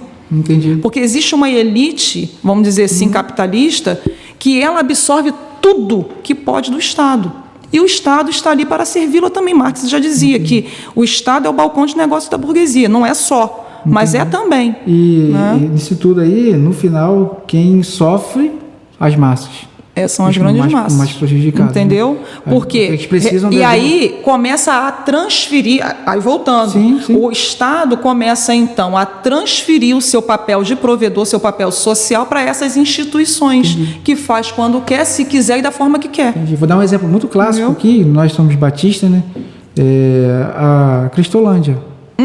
Vamos dar um exemplo, né? Porque existe uma Cracolândia, Sim. É um problema ali instalado, um problema social, vamos dizer assim, desemprego, Sim. Falta de provisão, né, para poder. Claro. E aí que faz a igreja, entendeu? Entra nesse nicho, entra nesse nicho, né, que não é uma responsabilidade dela em si, vamos dizer assim, Sim. inicialmente. Não é a primazia. Não é a primazia Isso. dela, mas ela entende que é um braço do cristianismo que pode fazer, e aí o Estado fica só olhando. Claro. Legal isso aí. Que ótimo. Legal, hein? Beleza. Aí eles pegam, né? E aí o evangelho a gente sabe que transforma. Perfeito. Né? E transforma mesmo. Transforma as pessoas, transforma as vidas. Claro. E o Estado fica só observando. Sim. Uma responsabilidade que seria dele, né? De prover, tirar a desigualdade, prover emprego para todo mundo. Então, e isso não é de agora. Né? Isso é histórico também. É histórico. Mas assim, eu vejo que a igreja, voltando para a questão da igreja, como você falou que a igreja não é ONG, eu achei bem forte isso e muito real, porque às vezes a gente tem essa... se a gente não ter essa percepção, né? ter mais se cuidar, a gente se torna. Acho que é só isso. A questão que a gente falou lá no início, a instituição, que deixou de ser espiritual, virou só institucionalidade. O evangelho social, né? Que é aquela... a Igreja Católica até viveu um tempo, A né? libertação. Com teologia da libertação. Gente, não há nada de errado, né? A gente volta a dizer, a nossa função, a nossa missão, ela se complementa, né? A função social da igreja, a sua missão integral, vamos dizer assim, né? Ela é um complemento, né? Mas ela não é a função primária. Vou dar um exemplo muito bonito aqui, que você vai falar até com mais propriedade. vocês lá agora compraram o espaço Moriá. Ai, uma benção. Né? Eles têm lá na esquina da igreja, Claro. né, Moriá, eles compraram um espaço. Cara, e quando o Álvaro colocou lá, não sei se foi o Álvaro que colocou, que ia ter formatura. isso. Caramba, a igreja servir na comunidade. Claro. A nossa igreja aqui, em alguns períodos, ela teve enchente aí, uma situação aí, e aqui funcionou o posto de saúde da comunidade, porque ele estava em reforma, que aconteceu alguma coisa, aí né, foi solicitado, a igreja, não, nós temos o espaço, vamos ceder. Antigamente a Ampla, né? A época da escola. Então, assim, você vê que a igreja, por ela estar inserida em uma comunidade local, ela não pode se isolar totalmente da comunidade. Não deve se isolar. Até porque a comunidade vai olhar assim, poxa, a gente precisa... Não deve se isolar. As boas obras, né, gente? As boas obras. As boas obras, elas são importantes. Não para a questão da salvação, né? Mas como uma consequência dela. Uma demonstração né? disso que é salvo. Eu acho que a gente deve praticar, sim, né? As obras e tudo. Agora, não perdendo de vista de que a missão primordial e principal da igreja é a pregação do evangelho e o cuidado com ela mesma, né? A edificação dos crentes. Tem um livro também do John Stott que fala: ouça o Espírito, ouça o mundo, né? Tentando harmonizar essas duas questões, porque por um tempo a gente só pregar o evangelho, não fazer nada, né? Porque eu não sou ONG. Aí daqui a pouco, só ONG, sabe? Uma então, coisa assim, ou outra, né? O que a gente precisa ter é o equilíbrio, né? É harmonizar essas duas asas, sabe? Entendi. Essas duas asas. Agora, Rafael, é aquilo. A educação, a cultura, né? As artes, a ciência, todas essas coisas promovem o bem. Né? A igreja, tudo, essas coisas servem para promover o bem também. Mas a igreja, ela é portadora de uma mensagem que lugar mais nenhum é. Fundação Gol de Letra não vai pregar a respeito do pecado nem de Cristo. É verdade. Você está entendendo? Eu estou citando a Fundação Gol de Letra aqui, mas poderia ser... Chubab Social vai pregar sobre Cristo também. Mas estou dizendo assim, essas instituições, elas fazem o que a igreja também pode fazer. Elas vão até um determinado momento, até um determinado mas lugar. Não tem outra instituição, né, que tenha sido dada uma atribuição, uma tarefa, uma missão, que é a pregação do evangelho, que não seja a igreja. A igreja é portadora dessa mensagem, né? Por exemplo, entregar uma cesta básica, qualquer um pode entregar. Certamente. Certo? Concorda? Certo. Mas entregar uma cesta básica e falar para a pessoa, olha só, você precisa... Jesus pode transformar a sua vida, sabe? A sua vida espiritual. Isso aí. Claro. Esse é o além que a igreja pode fazer. Esse é o além. Essa é a tarefa e a missão principal da igreja. E fora essa missão, é o que eu falo, né? A gente deve ter essa visão tridimensional. Ela tem um papel para com Deus, adoração, culto, aquela coisa, né? Exaltação, glorificação, não. Ela tem uma missão para com ela mesma, que é a edificação... Não, é a edificação dos crentes internamente, né? Porque a igreja, ela também tem que cuidar dos crentes que estão dentro, né? A gente tem uma missão conosco, né? Para dentro, que é a edificação, que é o serviço uns aos outros, que é aquela coisa que a gente já falou, e a gente tem essa missão que é uma missão para fora, né? Então, assim, o ideal é que a gente consiga harmonizar isso de forma tranquila, né? Mas sabendo que a missão, né, de pregação do evangelho é a missão principal da igreja. Amém. Dá até vontade de ficar conversando, né? Nem sei, já passou quanto tempo, já falei que... Nada, tranquilo. Acabou, né? Deixa eu te fazer uma pergunta aqui, a gente vai caminhar para o final já. Gente, aguentem. Não, né? Eu, né, no caso, não tô falando em você, não. Não, mas assim, é muito legal esse bate-papo, assim... A ideia de sentar na mesa para conversar sobre essas coisas, né? Muito gostoso. Qual foi o tempo que a gente, né, para um pouquinho para falar sobre isso? E aí foi até a Silvinha que falou comigo nessa semana, assim, uma frase, às vezes, que você fala, faz a gente pensar, abençoa, edifica. Amém. Essa é a ideia mesmo, entendeu? Então, assim, um conteúdo relevante, um conteúdo de qualidade, e é que a gente está tentando promover, tentando fazer isso de forma totalmente humilde, né? A gente não é dono da verdade. Não, isso Você pode discordar com muita coisa que ela falou, com o que eu falei, e isso é o diálogo, isso é a sua igreja. Isso é o crescimento. Mas dessa sua linda, vamos dizer assim, trajetória, muito legal ter aqui falando, com certeza se você passou por alguns desertos, né? Opa. Algumas experiências que que marcaram a sua vida, e eu queria te perguntar se você quer compartilhar com a gente algum momento que você falou assim, caramba, vou desistir de tudo, vou largar tudo pro alto, algum momento difícil que você se apegou mais a Deus e você passou, né, teve essa experiência com Deus mais íntima, né, mais íntima mesmo, mais profunda, em algum momento? Foi assim, na própria adolescência mesmo, né? Como eu falei com você, esse período de transição foi um período de muita confusão, né, na minha mente, e foi um período lá nos meus 19 anos também. Meu pai, que tinha um negócio durante muitos anos, faliu, né? Isso foi um período muito difícil na nossa família, e sim, foi muito ruim, né? Foi muito ruim isso. Mas eu também não vi meu pai em momento nenhum esmorecer, né? Ele acreditou até o final, e depois meu pai seguiu outra linha aí de negócio, mas que foram anos muito difíceis, né? Foram anos muito difíceis mesmo. E fora aquele período, né, que a gente se forma, às vezes não consegue um emprego, isso vai minando um pouco a nossa energia, né? Vai dando muita dúvida se a gente realmente está sendo um insistente, né? E de repente aquilo não é para a gente. É muita dúvida, né? É um período assim muito, muito complicado. E assim, na minha história pessoal, eu considero esse período, né, lá em casa, quando meu pai teve que fechar as portas, né, um momento muito difícil, muito difícil. Eu me lembro que uma tia nossa veio morar conosco junto com seus 2 filhos, e quase que ela passou a ser a provisão, né, da nossa casa naquele momento. Então, assim, foi um momento muito difícil, muito difícil. Meu pai ficou muito abatido, claro, porque era o sonho de uma vida, né? Mas também não, né, continuou, enfim. Então, foi um período assim muito que a gente precisou mesmo perguntar. E aí tem aquela questão, né, que meu pai, assim, sempre, como eu falei, né, ele sempre foi um cara muito muito correto, muito, né, e a gente quase que beira aquele abismo assim de insultar a Deus, assim, meu Deus, questionar, né? Esse homem tão bom, questionar, né? E achando que tipo Jó, né?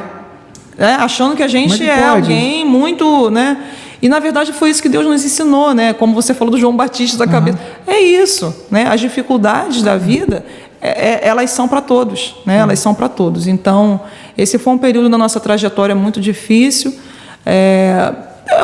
Houve outros, né, ao longo da nossa vida, mas eu considero esse, sim, um período muito difícil. Deus muito não difícil. Tem filhos prediletos? Não tem, cara. Não tem. Soberania, tem? Né? Soberania. Deus, ele, o que a gente precisa confiar é na soberania de Deus, né? Deus nunca erra, cara. Deus nunca erra, sabe? Isso eu tenho aprendido. Alguns momentos da nossa vida a gente pode achar que há uma certa injustiça com a gente, mas não há, cara, não há. Deus não faz nada errado. Até no momento que você está numa crise, passando por uma dificuldade, e você até questiona, que às vezes é até natural, a questão do ser humano, né? Sim. Até isso Deus entende. Sim. Meu filho.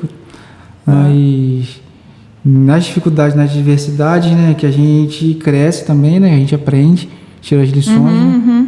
E é muito bonito essa troca, né? Quando você fala do seu pai, né? Na questão da fé dele, e como que isso influencia, né? Deus não é injusto, né? Deus não é injusto.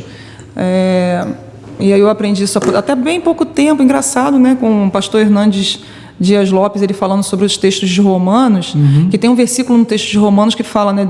Eu amo a quem quero, aborreço quem eu quero, uma coisa assim, amei a Esaú, não amei Jacó, uma coisa assim, amei Jacó, não amei Esaú, uma coisa assim. Capítulo 9. Uma coisa por aí.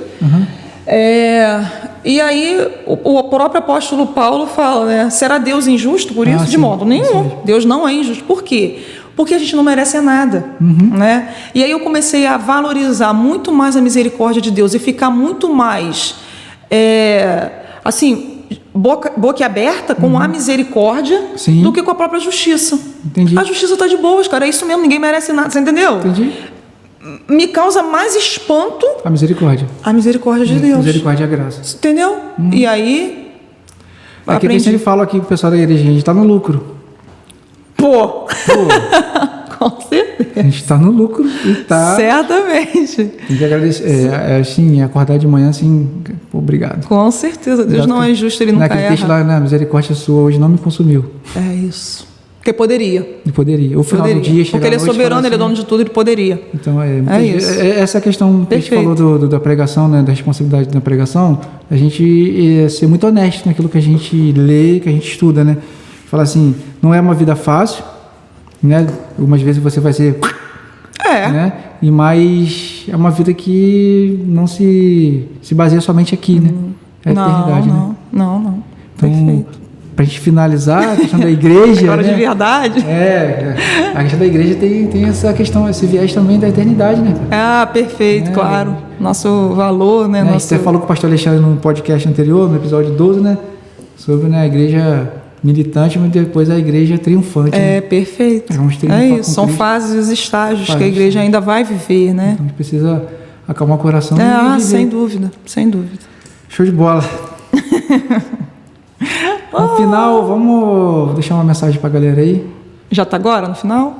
Tá chegando no final. Tá chegando, você quer né? fazer mais alguma Não, Você quer mandar mais uma mensagem Não. pra alguém específico? Você Meu quer pai, minha mãe, meu pai, minha mãe pra você. Faz igual a Xuxa aí, quer mandar um beijo pra alguém? Pai, a mãe. Pro meu pai, pra minha mãe, pra você. Não, eu quero dizer que foi uma bênção, né? Foi uma honra. Eu tava bem... Não, e a gente preocupada. tem muita dificuldade, né? A gente queria fazer o podcast semanal, né? Só que é muito complicado, porque a gente tem questão da agenda nossa, né? Tem a produção que tá aí, nosso amigo David. E a gente tem que encaixar a agenda, a minha, a do David e do convidado. Perfeito. Né? E a gente é uma logística bem difícil, mas graças a Deus que você veio, que Deu conversou, certo, né? Eu também tô muito feliz, assim. Muito feliz contribuiu mesmo. bastante para o nosso bate-papo, mas eu gostaria que você deixasse uma mensagem final. Sim. Aí ficasse à vontade para falar o que você quiser, olhando para a câmera ali. Tá. Com certeza depois vai ter corte. Mas assim, no modo geral, nosso bate-papo, qualquer mensagem que você quiser deixar para quem está ouvindo, para quem vai ouvir, né? O legal da internet é isso, né? Que fica gravado e uma das ideias do podcast é isso. Deixar gravado é como se fosse uma biografia. Sim. Né? Das pessoas que são próximas da gente. Né? Que podem acessar, né, de repente, qualquer esse momento. conteúdo, né, a hora que ela precisar, a hora que ela quiser, isso é legal. Então, Rafael, eu queria dizer, assim, que tudo que a gente falou aqui, uma coisa ficou muito marcada, né, que é a questão da gente precisar das pessoas. Sim. E é a questão da gente precisar do nosso Deus, né? A gente não está sozinho, né, nesse mundo. A gente precisa das pessoas, a gente precisa da nossa comunidade.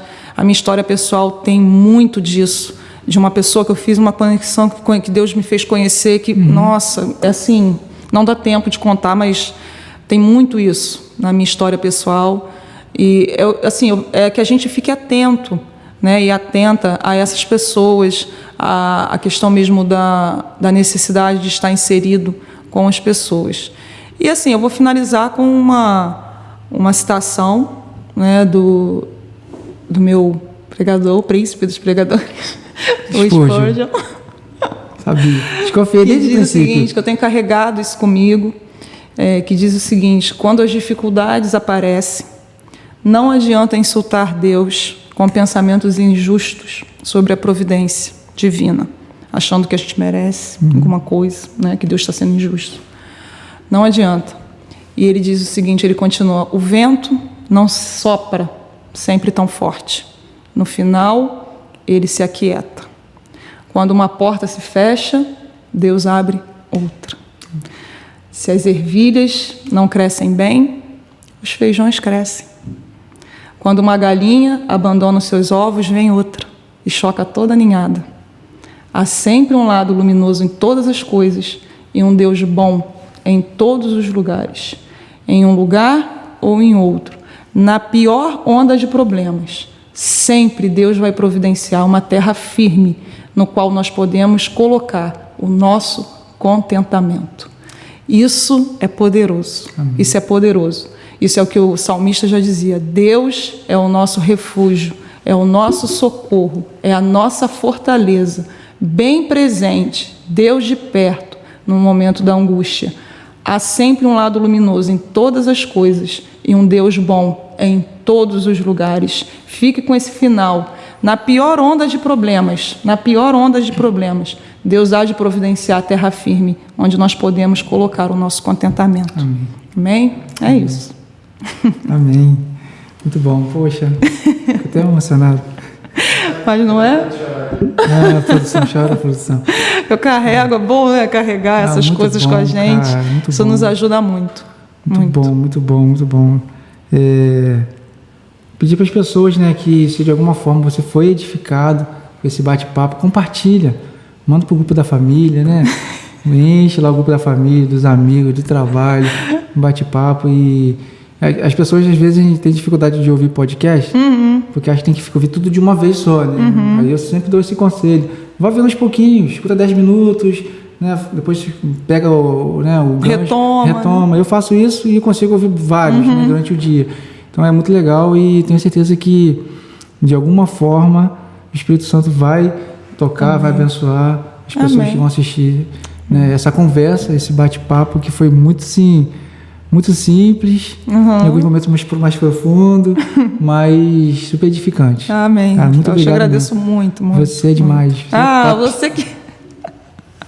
Um abraço aí para a Igreja Batista Moriá, para o meu amigão, né, pastor Álvaro. Minha igreja amada. Né, mandar um abraço também para o meu pastor Bia Ribeiro, para a CIB de Itaboraí, que tem orado, tem contribuído para esse ministério, né, para que o podcast Bora continuar. Pra frente.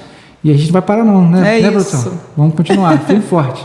Bora para frente. No meio das dificuldades. Claro. Né? Lembrando, né, fazer aquele pedido especial para a galera que quer contribuir de alguma forma, né, questão da oração, mas também quiser contribuir financeiramente para o nosso ministério. Perfeito. Né? A gente vai colocar aí a chave Pix na descrição do vídeo e você pode abençoar para que a gente consiga melhorar ainda mais, né, a imagem, a qualidade do som, né, o nosso cenário, para que a gente possa continuar firmes aí, pregando o Evangelho, conversando, ouvindo ótimas histórias, né, e edificando uns aos outros, edificando a igreja. Muito bom, né? Isso é muito bom. É isso. Obrigado, tá? Meu amigo, muito obrigada, tá? Obrigada mesmo. Tchau, gente. Até o próximo podcast Conversas que Edificam.